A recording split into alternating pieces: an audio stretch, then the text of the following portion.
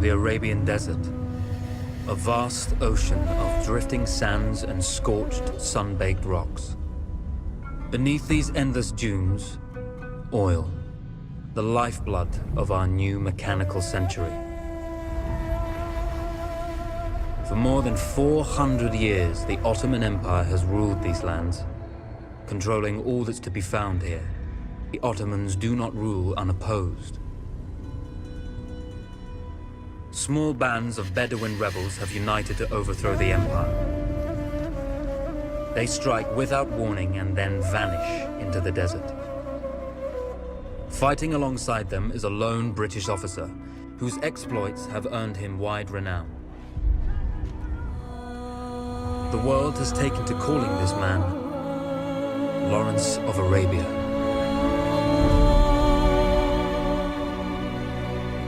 In the desert, you rely on good planning, but you also hope for a dash of luck. And luck was with us when we learned of a recently derailed Ottoman train carrying a most interesting piece of cargo.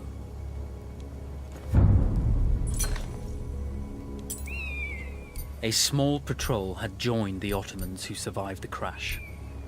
Together, they guarded the wreckage and waited for reinforcements.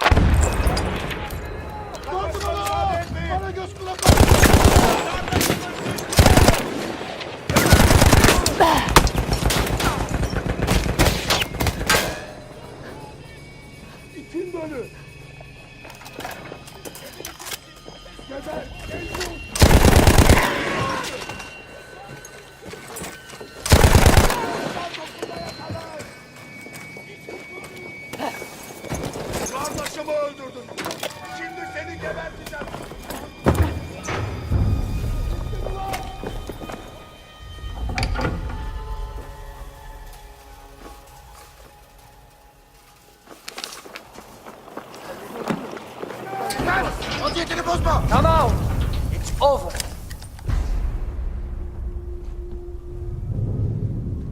Well, you did not think we would be fast enough to catch you here, did you? Lawrence of Arabia.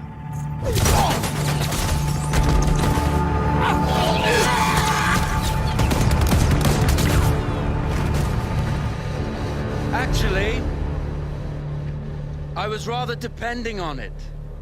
Lawrence. Well, this is very clever. Now the hunter becomes the hunted. So who might you be?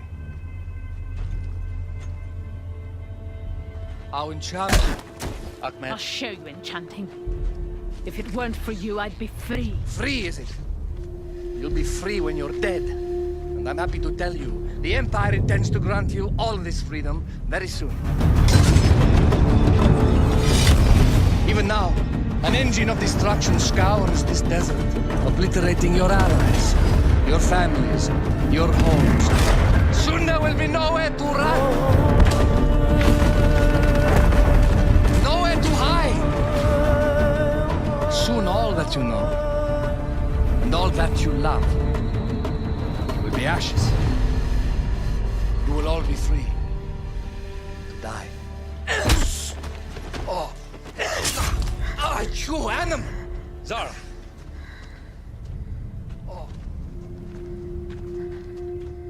Now I understand that you would like nothing more than to strip the flesh from that man's feet and send him off into the desert naked to die. But think about it. You're right. I'm sorry. My friend here, she can be a little brusque. You're going to tell me how to lie to your train so we can lure it into a trap and destroy it. Impossible.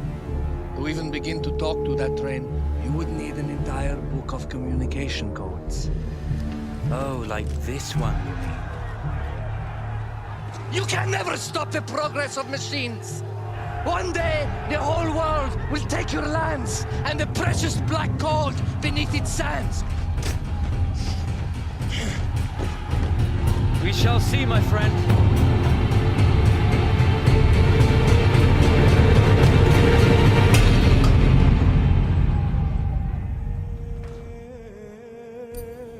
Of course, obtaining the codebook was not enough. To destroy this Iron Dragon, this Canavar, as the Ottomans had named it, we had to send it 3 encrypted messages telling it to stand down. There were Ottoman outposts scattered along the railroad tracks. The commanders there carried high-priority message capsules. We had to use those to send our orders. Infiltrating the village wouldn't be easy. A full detachment of Ottoman soldiers had occupied it. The Ottomans had chosen an isolated location for their desert outpost. It seemed lightly defended. It was also well stocked with arms and equipment. The ancient ruins were all that remained of a civilization now lost to time. The Ottoman Empire brought in the modern world with a host of armored vehicles and field guns. 3 commanders to eliminate, 3 personal message capsules to be stolen, and then sent with our false orders. How Zara tackled this dangerous and audacious mission was up to her. The Bedouin treasured their horses, and in return, those animals granted their riders unparalleled speed and mobility.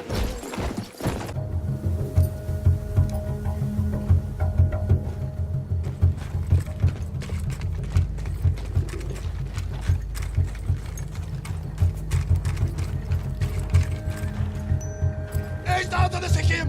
Bir pislik var! Mütecavüz olabilir! Emin misin? Başka bir şeydir belki!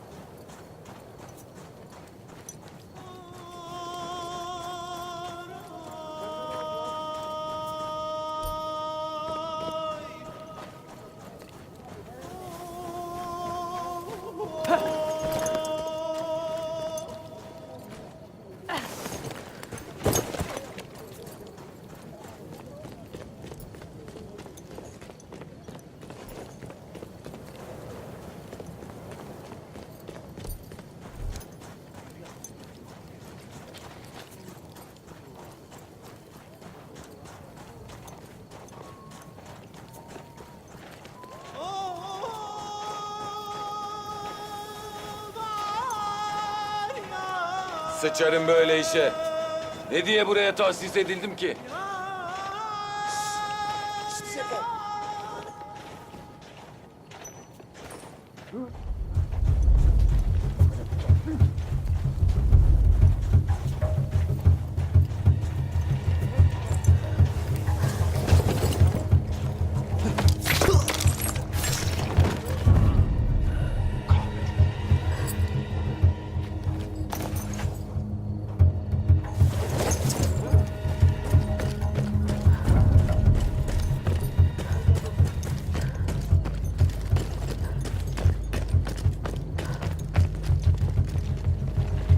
Bu mızıka niye hep bana denk geliyor lan?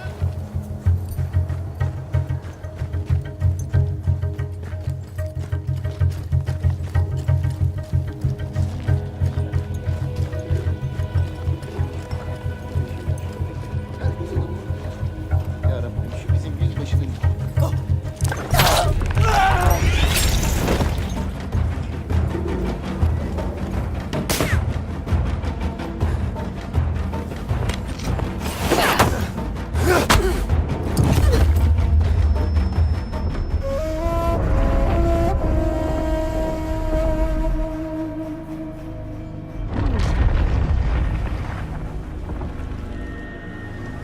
Although you see, the message had already been sent, my dear. Not the message you would have wanted. Lawrence was such a good host. It almost seemed rude to escape. I made sure to note the location of Lawrence's camp, of course. Which means the train knows too. Twice, you told that train everything was clear. But I told it exactly where to attack.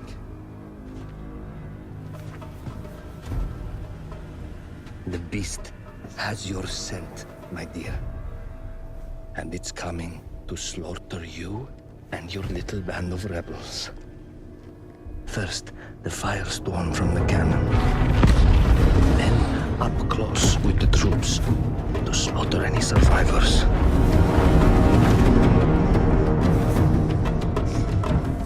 The legend of Lawrence of Arabia dies tonight.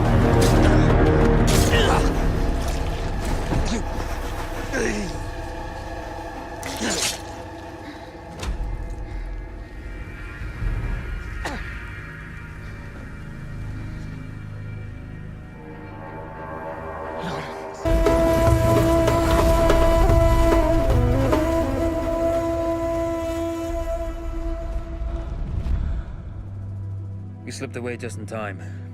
Till Kitchi was a fool to think we'd ever stay after he escaped. The carnival won't stop hunting us. No, it won't. Let me think. The train's coming a long way. So it'll have to stop to take on water. That's where we strike. Agreed. I'll deal with any sentries, then rig explosives on the track. Yes, and I'll rally our fighters.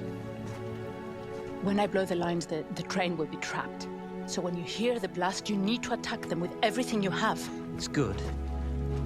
But you know that there's a chance the men may not come. You may set off those explosives and find you're out there all alone. You know that. I guess I won't know either way until I set it off.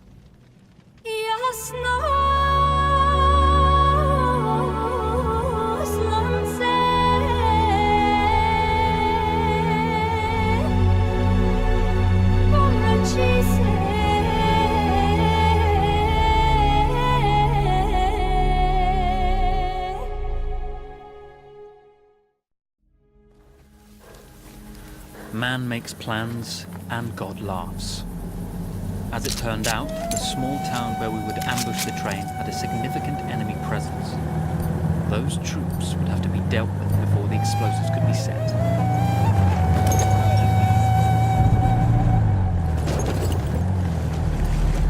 Başkasına anlat. Benim singimden aşağı Kasımpaşa. Bilmem anlatabildim.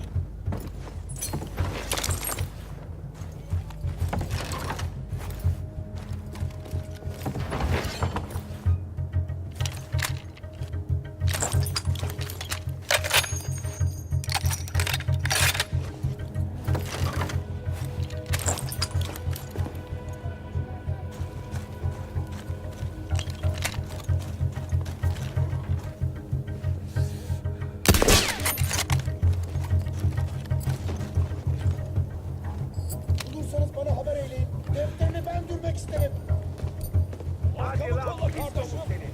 Teslim ol.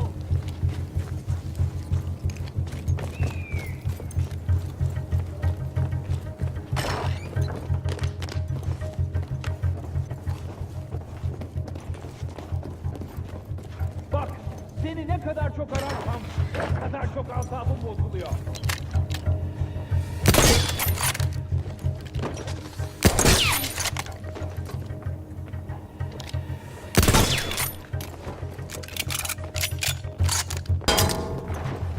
Pes et birader! Kılına zarar gelmeyecek!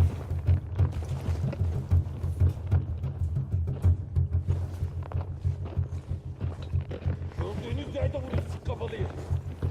Silahlarınız kolayda dursun!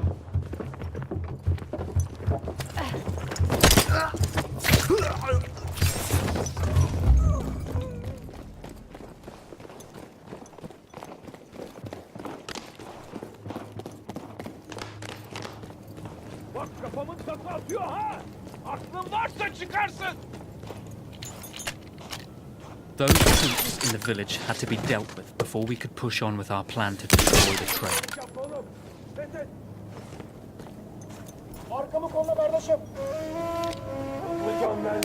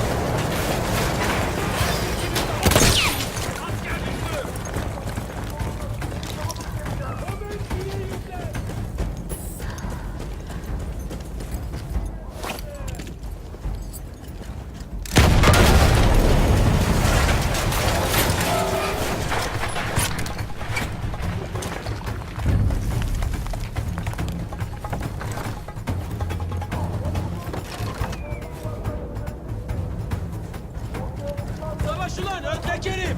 Takviye birlikler yolda!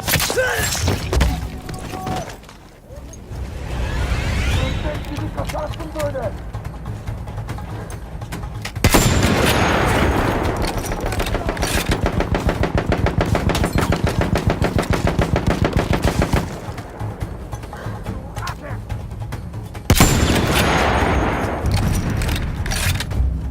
Once Zara secured the town, the trap could be set for the arriving train.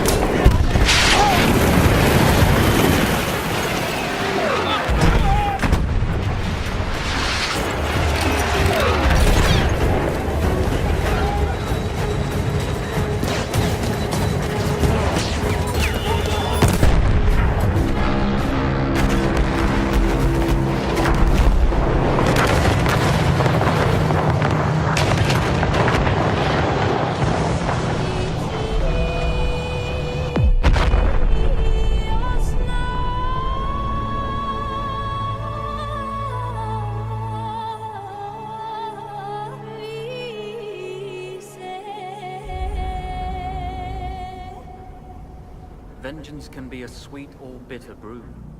How did you find it, Zara?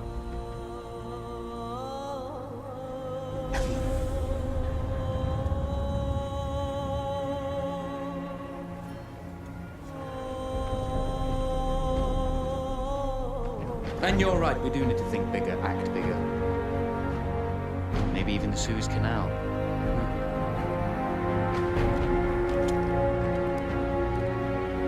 Tell me, what do you know about battleships?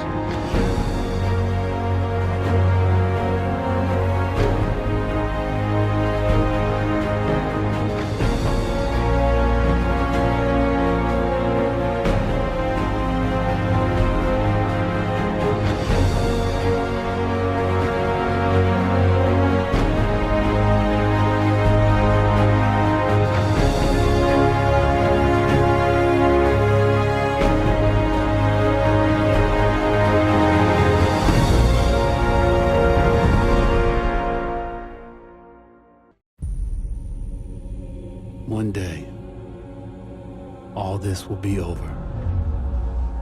The war to end all wars will be won by one side or the other.